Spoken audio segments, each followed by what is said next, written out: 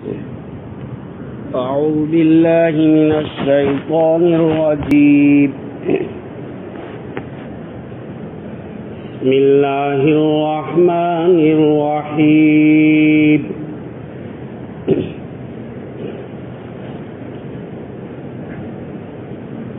وجاءوا أباهم عشاء يبكون.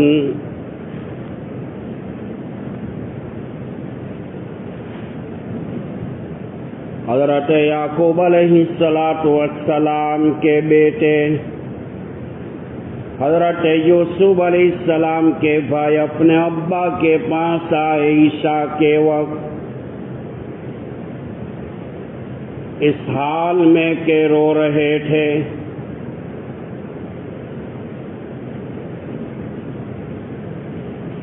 حضرت یعقوب علیہ السلام کا لقب جو تھا وہ اسرائیل تھا. اس طرح کہتے ہیں بندے کو عیل کہتے ہیں اللہ کا بندہ.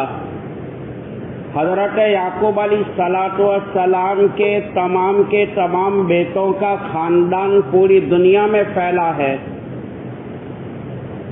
اسی لیے اسی خاندان کی نسبت پر اس کو قوم بنی اسرائیل کہا جاتا ہے.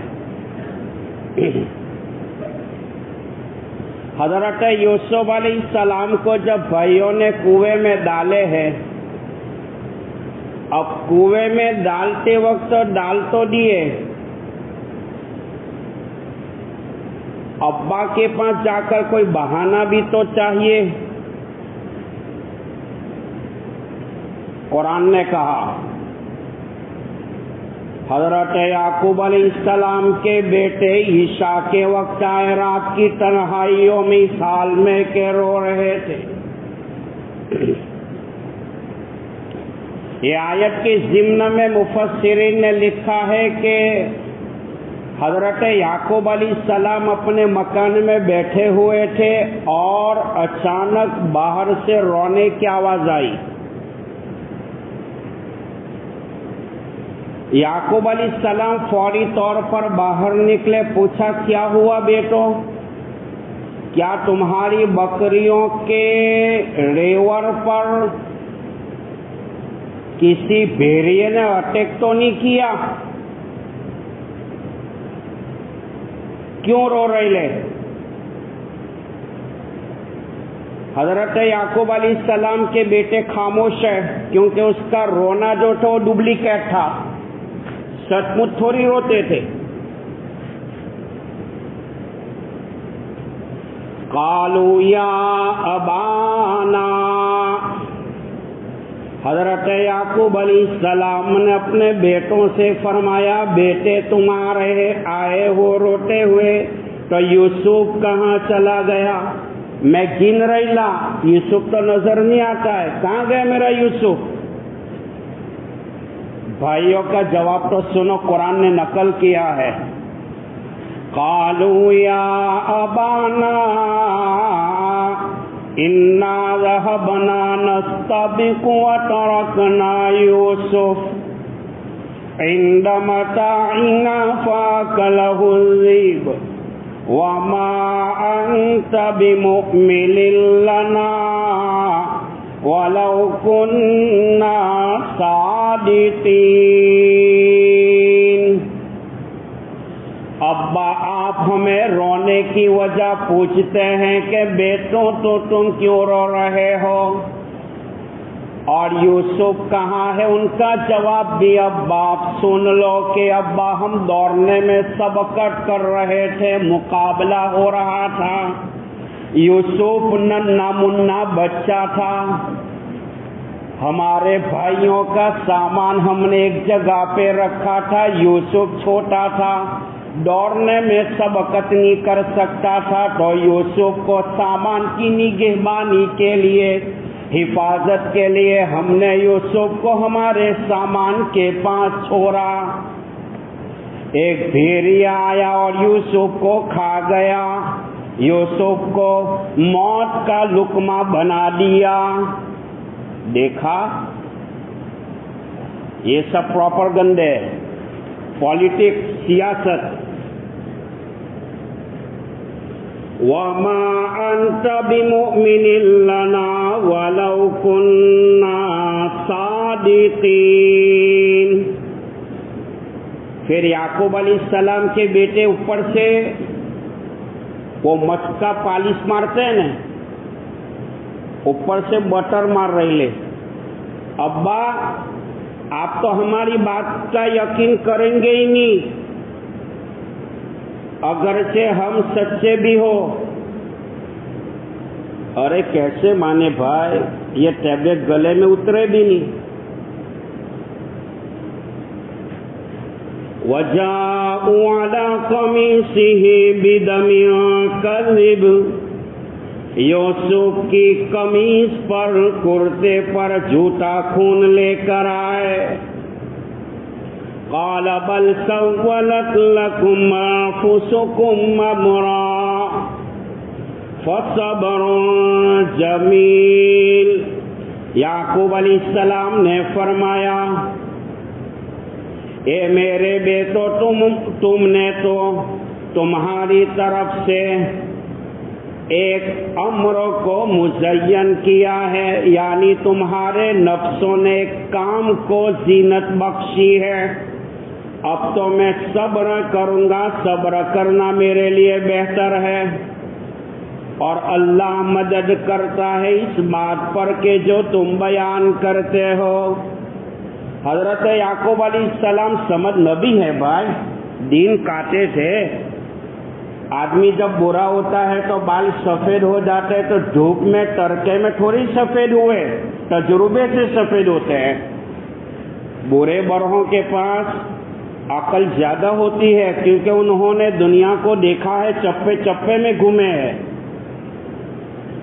یعقوب علیہ السلام فرماتے ہیں کہ میں صبر کروں گا. دیکھو قرآن پاک میں ہے، یا ایھا الذین آمنوا استعینوا بالصبر والصلاۃ. اے ایمان والو، صبر اور نماز کے ذریعے اللہ سے مدد مانگا کرو. ان اللہ مع الصابرین، بے شک اللہ صبر کرنے والوں کے ساتھ ہے. علامہ ابن جوزی علیہ الرحمہ نے محبوب سبحانی، قطب ربانی، شیخ المشائخ، قطب عالم، بدل الابدال، غوث سمدانی، ولی الاولیاء، سید الاولیاء، غوث پاک شیخ عبد القادر جیلانی رحمۃ اللہ علیہ کا قول لیا ہے.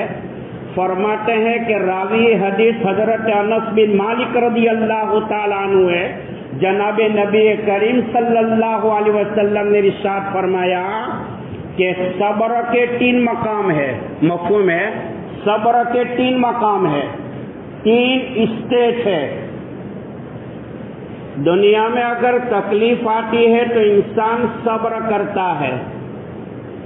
آئی ہوئی تکلیف کے اوپر زبان سے شکوہ شکایت چالو ہو جائے تو یہ سمجھو کہ میرے گناہ کی نحوست مجھ پر آئی ہے.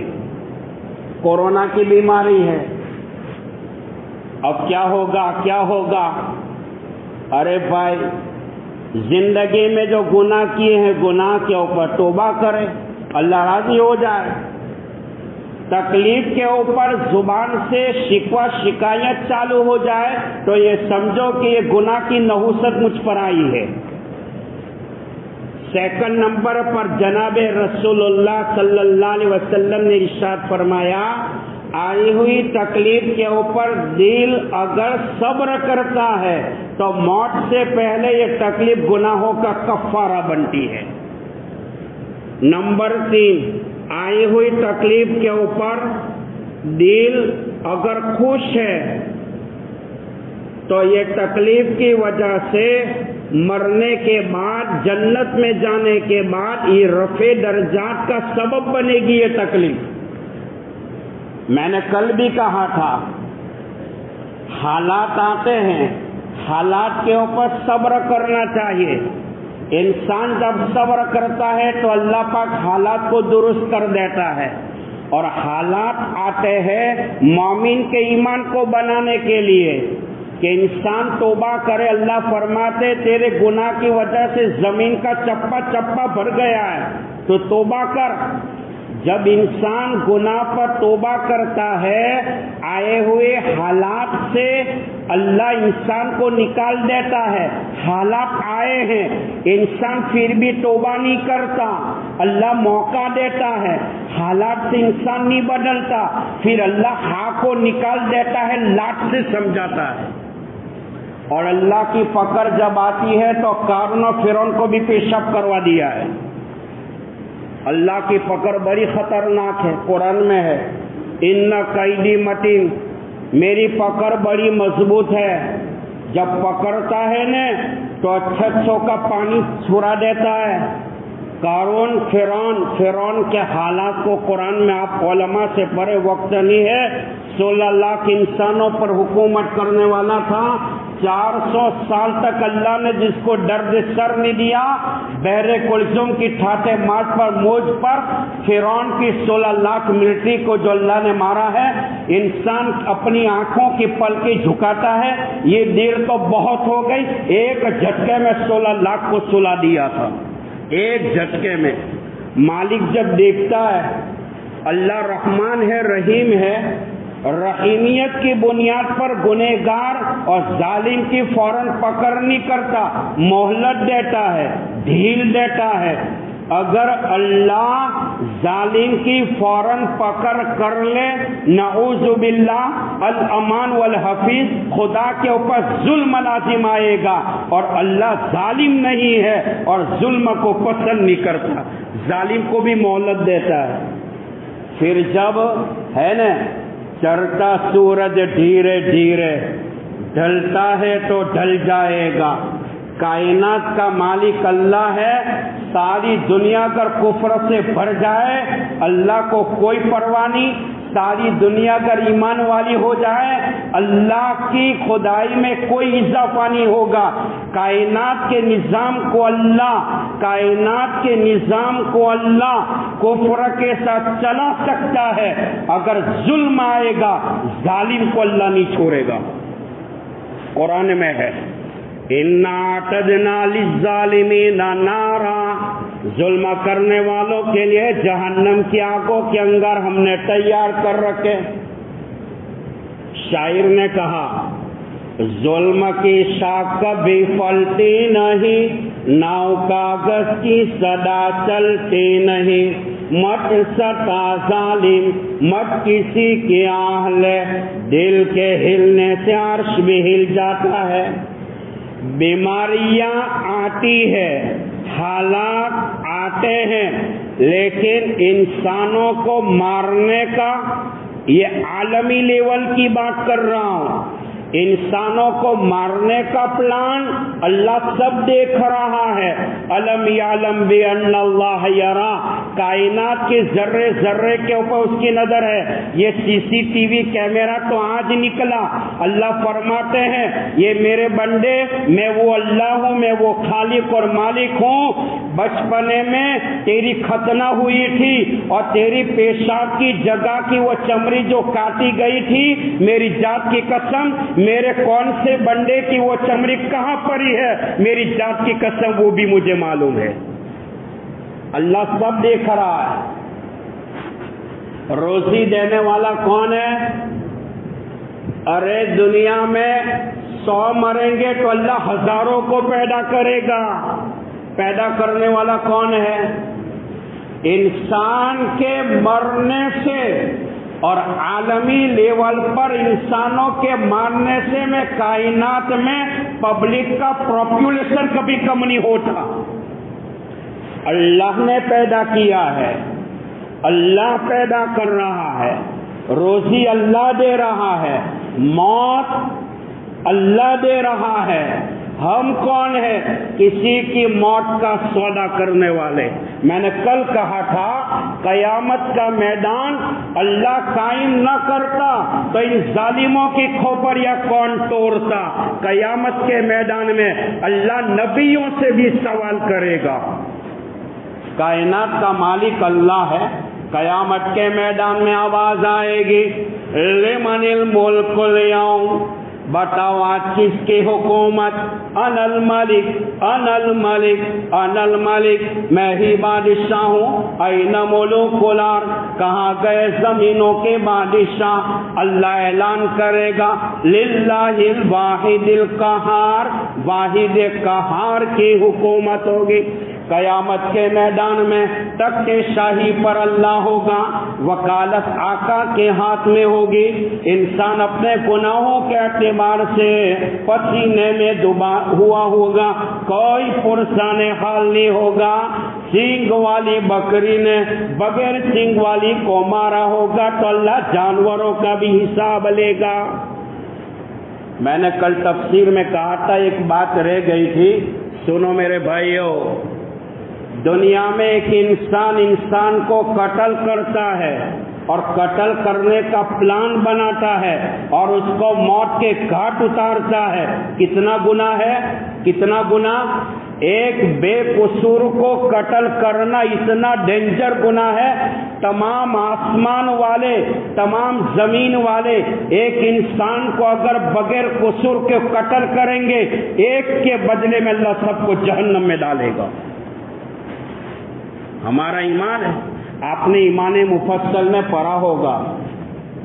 आमनतु बिल्लाह में ईमान लाया अल्लाह पर, व मलाइकत उनके फरिश्तों पर, व कुतुबी उसकी किताबों पर, व रसूल उसके रसूलों पर, वल यौमिल आखिर कयामत के दिन पर, वल कदरी खैरिही व शर्रिही, दुनिया में अच्छा बुरा होना तकदीर पर। अब्दुल्लाह इब्न मुबारक फरमाते हैं, तकदीर उसको कहते हैं कि मेहनत, जद्दोजहद, कोशिश करने के बाद जो रिजल्ट सामने आए, इसी का नाम तकदीर है। और तकदीर के ऊपर हमारा ईमान है, हमारा ईमान है।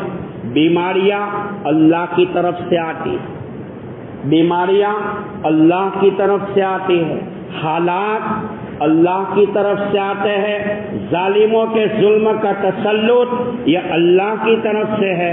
इंशाअल्लाह अल्लाह हालात को बदल देंगे। चढ़ता सूरज धीरे धीरे ढलता है तो ढल जाएगा।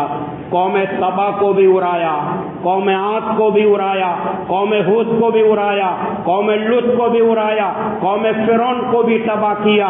फरमाते हैं अल्लाह ने साबिका उम्मतों के हालात को कुरान में जो बयान किया है, ये उम्मत मोहम्मदिया को ये अल्लाह ललकार रहा है। ये उम्मत मोहम्मदिया, मेरे लाडले नबी के लाडले उम्मत, अगर तुम्हारे अंदर खबासत पैदा हो गई, माल का नशा आया, हुकूमत का नशा आया, सल्तनत का नशा आया, जुल्म और तशद्दुद के मैदान में तुम आगे बढ़े, मेरे अहकाम को ठुकराओगे, मेरे नबी की सुन्नतों के जनाजे निकालोगे, बच्चों को यतीम करोगे, औरतों को बेवा करोगे। अल्लाह फरमाते मेरे बंदों में देख रहा हूं, देखो कौम फिरौन, कौम कारून, शद्दाद, उतबा, उतैबा, वलीद बिन मुगीरा, कौम सबा, कौम हाद, कौम लूत के हालात को पढ़ो। ये उम्मत मोहम्मदिया, अगर ये खबासत तुम्हारे अंदर पैदा हो गई, मेरी जात की कसम, तुम्हारा भी वही हश्र होगा जो फिरौन का हुआ। कुरान में डंके की चोट पर ऐलान करता है कुरान। बहरहाल तो बात दूर निकल गई। याकूब अलैहिस्सलाम ने फरमाया कि मेरे बेटे तुम रोते हुए तो आए, मैंने पूछा कि यूसुफ कहाँ गुम हो गए, तो तुमने कहा कि उनको तो भेड़िया खा गया। अब मैं सब्र करूंगा। यहाँ से हमें भी सबक मिलता है, हालात के ऊपर हमें भी सब्र करना चाहिए, नमाजों की पाबंदी करनी चाहिए, तौबा इस्तगफार करना चाहिए, कुरान की तिलावत से अपनी जिंदगी को और अपने घरों को मुज़य्यन करना चाहिए। अल्लाह मुझे और आपको अमल की तौफीक दे। आगे का वजात सय्यारतुन फअरसल वारिदहुम फअदला दलवा क़ाल या बुशरा हाजा गुलाम। यूसुफ अलैहिस्सलाम के भाइयों ने यूसुफ को तो कुएं में डाला। अब भाई लोग समझते हैं कि हमारा काम बन गया, अब्बा की मोहब्बत खत्म, यूसुफ की जगह पे हमारी मोहब्बत अब्बा के दिल में आ गई। لیکن اللہ کا نظام تو دیکھو، ایک قافلہ، ایک جماعت، ایک گروپ ملک شام سے، کنعان سے مصر کی طرف جا رہے تھے، ملک مصر کی طرف۔ اللہ پاک نے اسباب ایسا پیدا کیا، یوسف کنویں میں مت گھبرا، یہ بھائی لوگ تجھے نکالتے نہیں ہے تو کوئی اور سبب میں پیدا کروں گا۔ تفسیر میں آتا ہے اللہ جب کسی بندے کے کام کو بنانا چاہتا ہے تو پہلے تو راستہ صاف کر دیتا ہے اور پھر اسباب معین کرتا ہے، پھر اللہ اس بندے کا کام بنا دیتا ہے۔ حضرت یوسف علیہ السلام کنویں والی زندگی میں، خلوت میں، تاریکیوں میں، اندھیروں میں، 60 سال کی عمر، اللہ نے کیسا نظام کیا۔ ایک قافلہ ملک شام سے مصر جا رہا تھا، وہ ان کو جانا تھا دوسرے راستے سے، اچانک وہ بھٹک گیا اللہ کی طرف سے اور کنویں کے اوپر پہنچا۔ اب قافلے والے جو ہے بڑے پیاسے تھے، پیاس لگے ہوئے تھے، تو قافلہ والوں کا جو امیر صاحب تھے انہوں نے کہا، ایک آدمی کو متعین کیا جس کا نام تھا مالک بن دوبر، کہا کہ تم جاؤ کنویں سے پانی نکال کر کے لے آؤ۔ مالک بن دوبر وہ گئے اور کنویں کے اندر ڈول کو ڈالا۔ یوسف علیہ السلام نے کھن کھناٹ کی آواز کو سنا کہ یہ کیا ہے، کہا اوپر دیکھا تو کوئی ڈول سے پانی نکالنے کی کوشش کرتا ہے۔ یوسف علیہ السلام جھٹ کر کے ڈول میں بیٹھ گئے۔ اب ڈول کھینچنے والا تو یہ سمجھے گا کہ پانی آ رہا ہے، تو یوسف علیہ السلام ڈول میں بیٹھ گئے، کنویں کی بارڈر پر، کنویں کے دیوار کے کنارے پر آئے۔ مالک بن دوبر نے یوسف علیہ السلام کو ہاتھ میں لیا اور خوبصورتی کو دیکھا تو وہ تو اچنبھے میں پڑ گیا، کتنا خوبصورت۔ گلدستے تفاسیر میں لکھا ہے حضرت یوسف علیہ السلام کا جو حسن تھا وہ دادی کی طرف سے آیا تھا۔ یوسف علیہ السلام کی جو دادی ہے، ساری کائنات کا چھٹا حصہ حسن کا اللہ نے ان کو دیا تھا۔ پوتا جو ہے، پوتا پر پوتا، دادی اماں ابا کی نسبت پر چلتا ہے۔ اس پر ایک تھوڑا سا ایک لطیفہ کرو۔ بچہ جب ہوتا ہے تو ماں کہتی ہے مارا જેવો લાગે, પાપા કે મારા જેવો લાગે ને બધી તે પોરો ઊંધા ઢંઢા કરે તો માં ક્યાં ખબર નહીં કોના પર પડેલો છે કહેતે। तो मालिक बिन दोबर ने यूसुफ अलैहिस्सलाम को लिया, कहा या कादया बुशरा हाजा गुलाम, खुशखबरी कि ये तो बहुत अच्छा लड़का है। वअसर्रूहु बिदा वल्लाहु अलीमुम बिमा यामलून, उन्होंने यूसुफ अलैहिस्सलाम के सामान बनाकर छुपा दिया, अल्लाह खुद जानता है इसकी हरकत जो वो करते थे। मालिक बिन दोबर के हाथ में यूसुफ अलैहिस्सलाम है। अब मालिक बिन दोबर कहता है कि इस बच्चे को काफले वाले के पास ले जाऊंगा तो ये कीमत में शरीक हो जाएंगे, भागीदार बन जाएंगे, तो बेहतर है कि मैं उसको छुपा लूं। कुरान में हजरत यूसुफ अलैहिस्सलाम का जो बड़ा भाई था यहूदा, वो कुएं के अंदर 3 दिन 3 रात तक खाना दाना पानी पहुंचाने जाता था। तीसरे दिन यूसुफ अलैहिस्सलाम कुएं की गहराई में नजर नहीं आए तो यहूदा अपने भाइयों के पास आया, दाल में कुछ काला है, देखे क्या? मैंने देखा तो कुएं में यूसुफ नहीं है। तमाम के तमाम भाई जो है ना वो बावले हो गए कि गया तो कहाँ गया, गया तो कहाँ गया। यहूदा ने देखा कि कुछ लोग रास्ते से जा रहे हैं तो भाइयों ने झपट कर उस काफले वालों को कहा, काफले वालों ठहर जाओ, काफले वाले अमीर साहब कहता है ये कौन आवाज दे रहा है, ठहरने को कौन कहता है, क्यों कहता है, ठहर गए।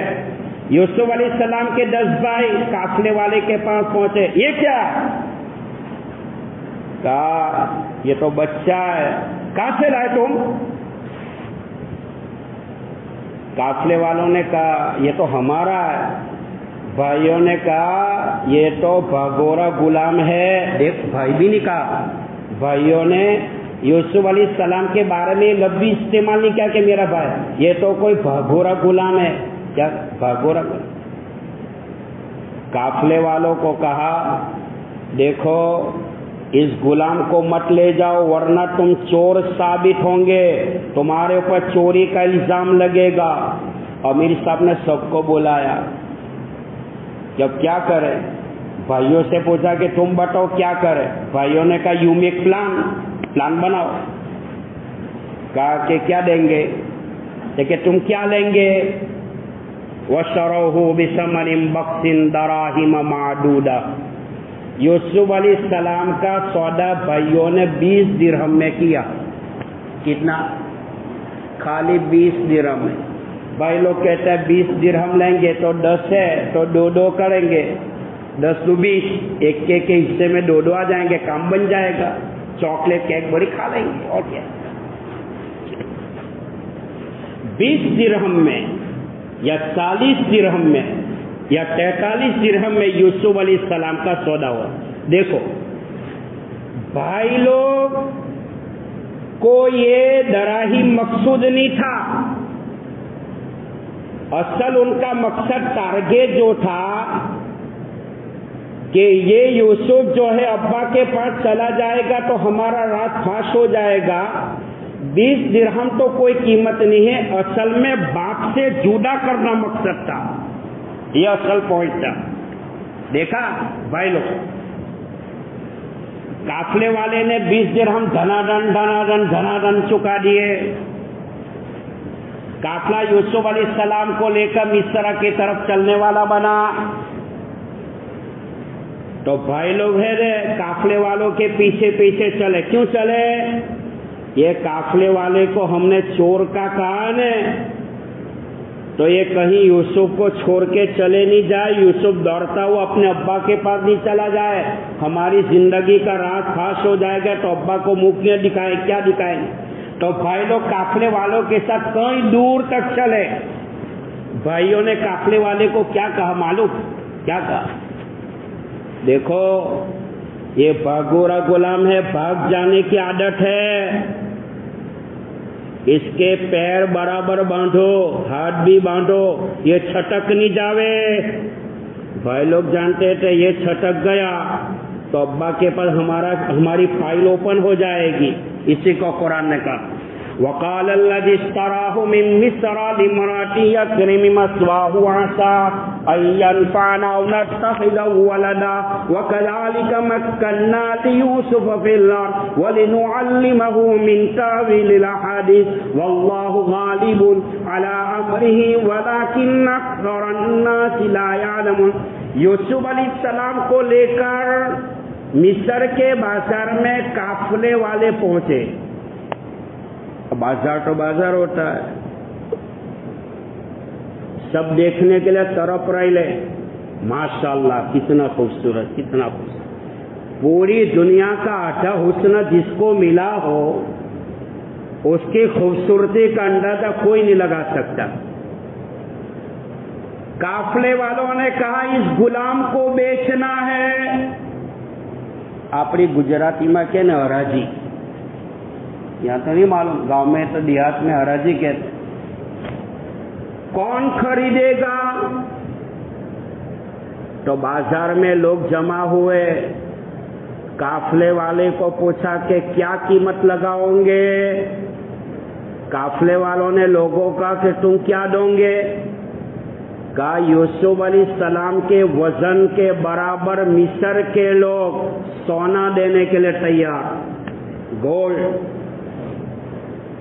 यूसुफ अलैहिस्सलाम के वजन के बराबर रेशमी कपड़े देने के लिए तैयार।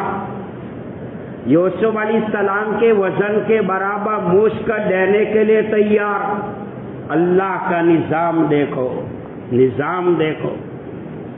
یوسف علیہ السلام کو اللہ نے کہاں سے کہاں نکالا، کنویں کی ہلاکت سے نکالا، قافلے والوں کے پاس پہنچایا، بھائیوں کے ہاتھوں سے بچایا، مصر کے بازار میں خریدی کرنے کے لیے رکھا. اللہ کا نظام تو دیکھو. اللہ نے یوسف کی خریدی کے لیے اس آدمی کا انتخاب کیا جو مصر کا بادشاہ تھا. اللہ جانتے تھے یوسف علیہ السلام کی شان ہونے والی ہے اتنا بڑا، تو اس کی خریدی کے لیے اللہ نے مصر کے بادشاہ کو طے کیا. تفسیر میں آتا ہے اس وقت مصر کا جو خزانچی تھا، شاید ہمارے وہ سیکرٹری کہتے ہیں، وہ کتفیر یا اسفیر تھا. مصر کا بادشاہ قوم عمالقہ کا سردار ریان بن اسید تھا. بادشاہ نے قافلے والے کو قیمت دے دی، یوسف علیہ السلام کو لے کر چلتے رہے. کہاں؟ اپنے شاہی مکان میں. بادشاہ یوسف علیہ السلام کو شاہی محل میں لے کر گئے. بادشاہ کا محل. اللہ اکبر. اپنی عورت زلیخا کو کہا، اے زلیخا، عام غلاموں کی طرح یوسف کو نہ رکھنا، عام غلاموں کی طرح کھانا مت دینا. یہ یوسف ہے، اس کے کمالات ہیں، اس کے اعمال اچھے ہیں، تقوی طہارت سے پتہ چلتا ہے. کھانے پینے کا اچھا نظم کریو، اچھا کھانے پینے کا نظام بنائیو، عام غلاموں کی طرح نہیں رکھنا. روایت اور تفسیر میں آتا ہے یوسف علیہ السلام شاہی محل میں رہتے تھے، وہاں بادشاہ کی عورت کا دل بگڑا. اللہ عمل کی توفیق دے. انشاءاللہ زندگی باقی رہی تو آئندہ کل چلیں گے. سبحان اللہ و بحمدہ، سبحانک اللہم و بحمدک ونشہد ان لا الہ الا انت نستغفرک ونتوب الیک. سبحان ربک رب العزت عما یصفون وسلام علی المرسلین والحمد للہ رب العالمین. بسم اللہ الرحمن الرحیم. جزا اللہ عنا محمد صلی اللہ علیہ وسلم ما هو اہلہ. اے اللہ، یا اللہ، یا اللہ، یا اللہ، یا اللہ، اے اللہ، اے اللہ، اے اللہ، تو ہمارے گناہوں کو معاف فرما.